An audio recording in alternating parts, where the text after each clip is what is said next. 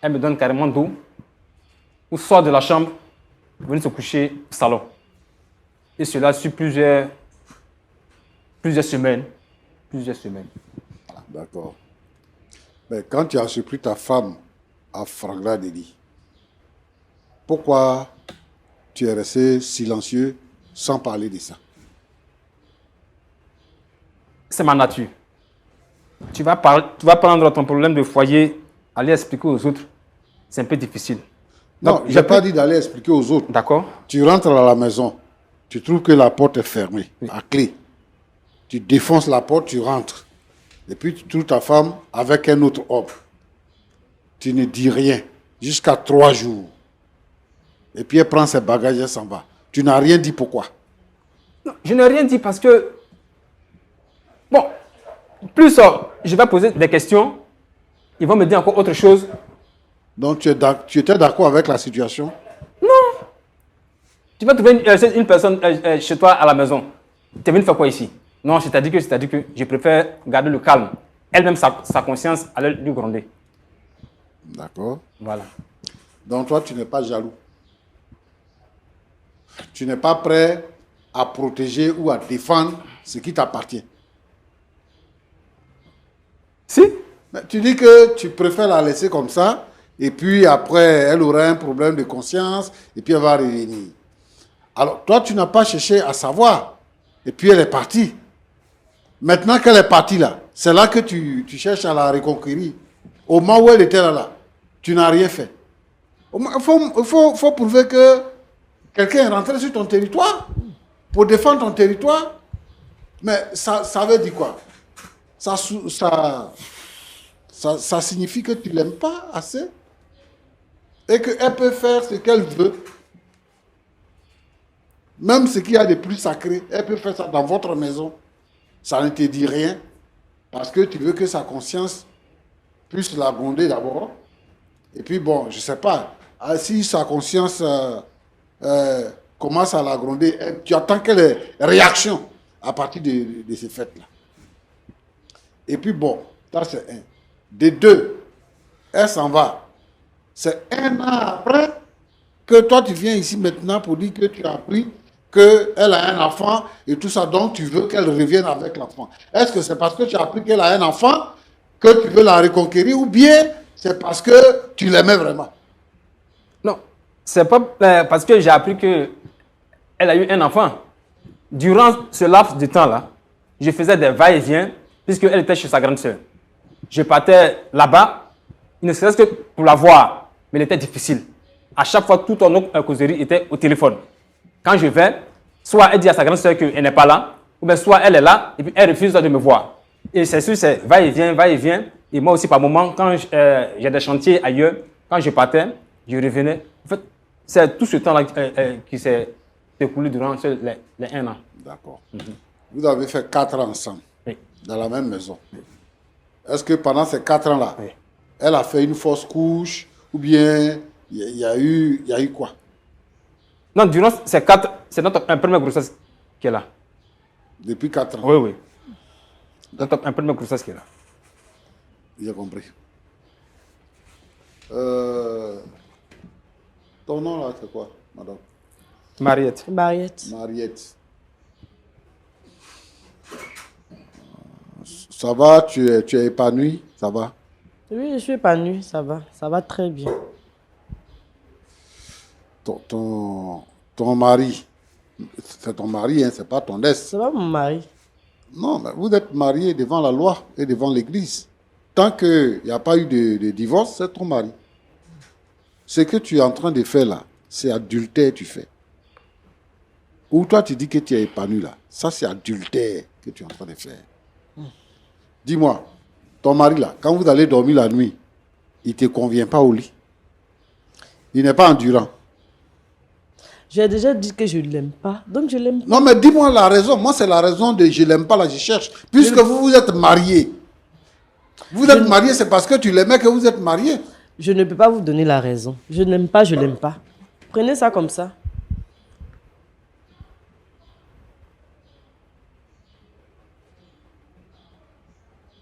Bon, tu es chrétienne? Je suis chrétienne. La Bible dit de divorcer. Mais si ça ne va pas, on va divorcer. Mais lui, il t'a fait quoi et puis ça ne va pas. C'est juste que je ne l'aime pas. Je ne l'aime pas, je ne l'aime pas. Tu as trouvé quelqu'un d'autre. Donc lui, tout ce qu'il a été, tout ce qu'il a fait là, ce n'est rien. Tu t'en vas avec quelqu'un d'autre. Moi aussi, il a fait quelque chose dans sa vie aussi. Donc, du coup, c'est... Donc, qu'est-ce que tu attendais?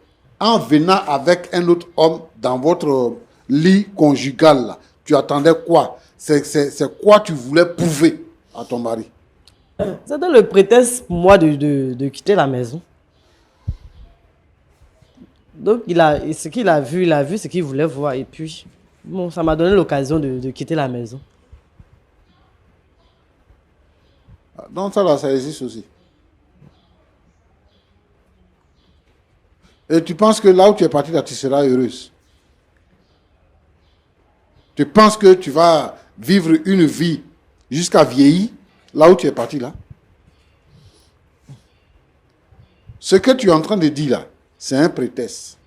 Comme toi, tu es dans la logique du prétexte, c'est un prétexte. Quand tu dis que tu voulais rien prouver, il t'a surpris. C'est à cause de la honte, là, tu es parti. Et à cause de la honte, là, tu es obligé de rester avec celui avec qui tu es là. C'est tout. Sinon, comment est-ce que toi, tu peux prendre garçon pour envoyer dans votre maison? Parce que ton mari t'a pas dit que je viens aujourd'hui. Donc, tu ne t'attendais pas à ce qu'il arrive pour te surprendre. Il t'a surpris. Et comme il t'a rien dit, tu es parti. Parce que tu as eu le remords, tu as eu honte, tu as eu tout ça. Il t'a rien dit, tu allais te réfugier. Maintenant, tu es obligé de continuer. Si il est le père de l'enfant, il faut lui envoyer son enfant. Il n'est pas le père de l'enfant. Il n'est pas le père de l'enfant. Ouais.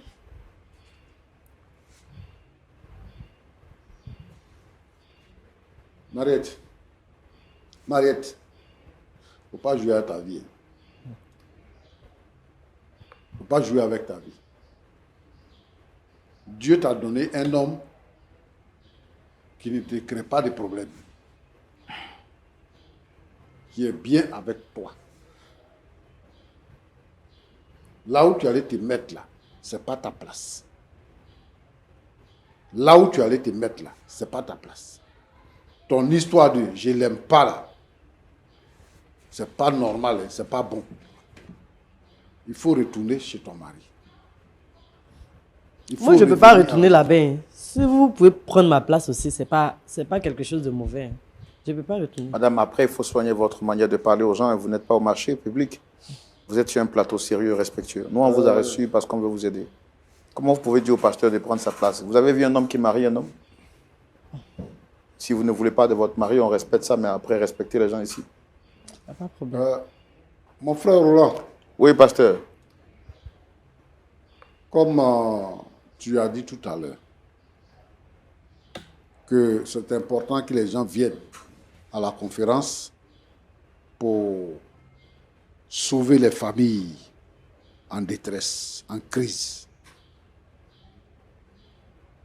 Ce qui se passe aujourd'hui est vraiment dangereux. Il y a des